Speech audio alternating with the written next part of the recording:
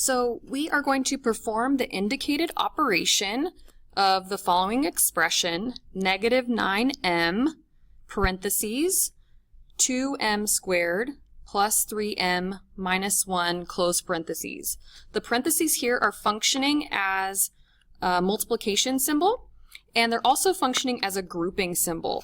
So what we know is that this entire expression here is being grouped together, and we want to multiply that entire group by negative 9m. And so the way that we're going to multiply that entire group by negative 9m is by applying the distributive property of multiplication over addition. So I'm going to distribute the negative 9m with each one of these terms here. So the negative 9m is going to multiply by the first term, the second term, and also the third term. So I'm going to start by